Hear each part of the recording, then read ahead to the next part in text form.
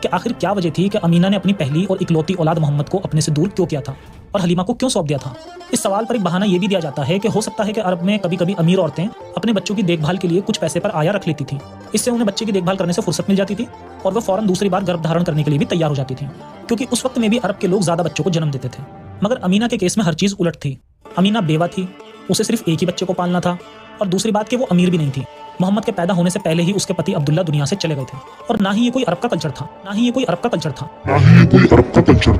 کیونکہ محمد کی سب سے پہلی بیوی خدیجہ مکہ کی سب سے امیر عورت تھی۔ خدیجہ اور محمد کی شادی ہونے سے پہلے ہی خدیجہ کی 2 اور شادیاں ہو چکی تھیں، جس سے اس کے کئی سارے بچے ہوئے تھے، اور محمد صاحب کی شادی کے بعد بھی اس کے کچھ بچے ہوئے۔ خدیجہ نے اپنے سارے بچوں کو خود ہی مکہ میں پال پوس کر بڑا کیا تھا۔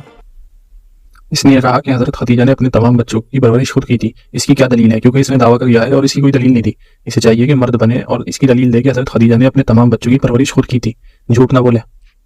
اگر دلیل ہے تو دے، ورنہ جھوٹ نہ بولے۔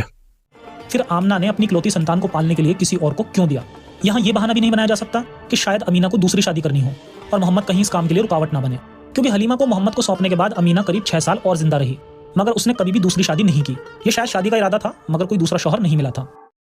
ظفر صاحب کا شراب بیچنے کا ارادہ تھا لیکن انہیں ٹھیکہ نہیں ملا، اور ظفر صاحب کا جیب کاٹنے کا بھی ارادہ تھا لیکن افسوس انہیں امیر لوگ نہیں ملے، اور ظفر صاحب کا پروسٹیٹیوشن کا کام کرنے کا بھی ارادہ تھا لیکن کیا کریں، انہیں دلال ہی نصیب نہیں ہوئے۔ اب کوئی شخص یہ نہ کہے کہ آپ کو کیسے پتا، مجھے ویسے ہی پتا ہے جیسے ظفر صاحب کو سیدہ آمینہ رضی اللہ عنہا کے نکاح کے ارادے کے بارے میں پتا ہے۔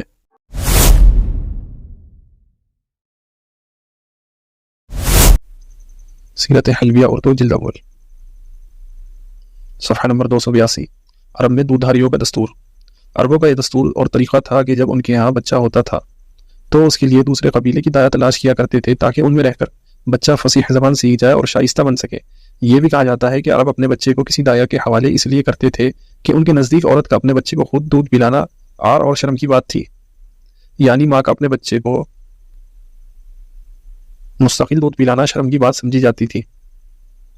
ایک وجہ تو یہ ہے کہ عار اور شرم کی بات سمجھی جاتی تھی، دایا تربیت کی بھی ذمہ دار ہوتی تھی، مگر اس بارے میں پہلا قول جو ہے کہ بچے کو فصیح اور شائستہ بنانے کے لیے دوسرے قبیلے کی دایا کے حوالے کیا جاتا تھا، اس کا ثبوت ایک حدیث سے بھی ملتا ہے، یعنی حدیث سے بھی یہ بات ثابت ہے جس میں حضرت صلی اللہ علیہ وسلم صحابہ سے فرمایا کرتے تھے کہ میں عربی بولنے کے لحاظ سے تم میں زیادہ فصیح و بلیغ ہوں، یعنی تم سے زیادہ فصیح اور بلیغ ہوں، کیونکہ میں قریشی ہوں اور بنی سعد میں نے دودھ پیا، یعنی آپ صلی اللہ علیہ وسلم بنو سعد میں دودھ پینے کو اپنے لیے شرف اور عزت سمجھ رہے ہیں۔ حضرت ابوبکر رضی اللہ عنہ کے متعلق ایک روایت ہے کہ انہوں نے حضرت صلی اللہ علیہ وسلم سے عرض کیا کہ یا رسول اللہ صلی اللہ علیہ وسلم، میں نے آپ سے زیادہ فصیح کسی کو نہیں دیکھا۔ آپ نے فرمایا کہ ایسے نہیں ہوں گا، میں قبیلے کے لحاظ سے قریشی ہوں اور بنی سعد میں نے دودھ پیا ہے۔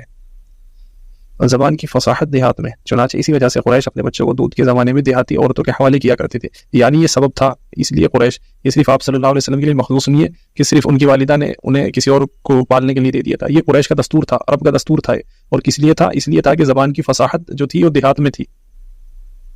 اور ہم نے آپ کو جو کلپ دکھایا تھا اس میں وہ شخص ظفر یہ دعویٰ کر رہا ہے کہ عرب کا یہ رواج نہیں تھا، عرب کا دستور نہیں تھا، یہ صرف آپ صلی اللہ علیہ وسلم کی والدہ نے ایسا کیا آپ صلی اللہ علیہ وسلم کے ساتھ۔ تو دیکھا آپ نے کتنا جھوٹ بولا، ایک کتاب کا آدھا والا پیش کر رہا ہے، پوری کتاب نہیں دکھا رہا۔ اب اس نے یہ بات ثابت کر دی چاہیے کہ حضرت آمینہ نے آپ صلی اللہ علیہ وسلم کو دودھ پلایا ہی نہیں۔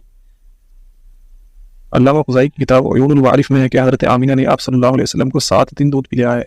مگر کتاب امتعاء میں ہے کہ حضرت آمینہ نے 7 مہینے اپنا دودھ پلایا ہے، اس کے بعد چند دن ثویبہ نے دودھ پلایا، یہاں تک امتعاء کی روایت ہے، یعنی حضرت آمینہ نے آپ صلی اللہ علیہ وسلم کو دودھ پلایا، ایسا نہیں ہے کہ انہوں نے آپ صلی اللہ علیہ وسلم کو دودھ پلایا ہی نہیں۔ اور یہ ایک اور روایت ہے سیرت حلبیہ میں، ایک روایت میں ہے کہ حضرت صلی اللہ علیہ وسلم کی والدہ ماجنہ یعنی حضرت آمینہ رضی اللہ عنہا نے آپ صلی اللہ علیہ وسلم کو صرف 9 دن اپنا دودھ پلایا ہے، یعنی 9 دن حضرت آمینہ نے آپ صلی اللہ علیہ وسلم کو دودھ پلایا ہے۔ شرح سیرت ابن ہشام الروض العنف جلد اول، صفحہ نمبر 364۔ رضاعت کے اسباب یعنی دودھ پلانے کے اسباب۔ قریش اور عرب کے دیگر ممتاز قبائل اپنے بچوں کو دودھ پلانے کے لیے دائیوں کے حوالے کرتے تھے، اس کی کئی وجوہات تھی، یعنی یہ عرب کا دستور تھا۔ ان وجوہات میں سے ایک وجہ تھی جو ہم نے آپ کو پہلے بھی دکھائی، تاکہ ان کی اولاد صحرائی ماحول میں نشو نما پائے اور انہیں فصیح عربی پر مہارت حاصل ہو جائے، ان کا جسم تندرست و توانا ہو جائے اور انہیں حضرت معاد کی قوت کی طرح قوت و توانائی آ جائے۔ حضرت عمر فاروق رضی اللہ تعالیٰ عنہ فرمایا کرتے تھے، اے مسلمانوں، معاد کا تن و تویش پیدا کرو، مشقت طلبی کو اپنا شعار بناؤ اور اپنے جسم اور اعصاب کو سخت بناؤ۔ یہ وہ اسباب تھے جو اہل عرب کو مجبور کرتے تھے کہ وہ اپنے بچوں کے لیے رضاعت کا انتظام کریں، یعنی ان وجوہات کی بنا پر عرب میں دستور تھا کہ اپنے بچوں کو دیہات میں پلواتے تھے۔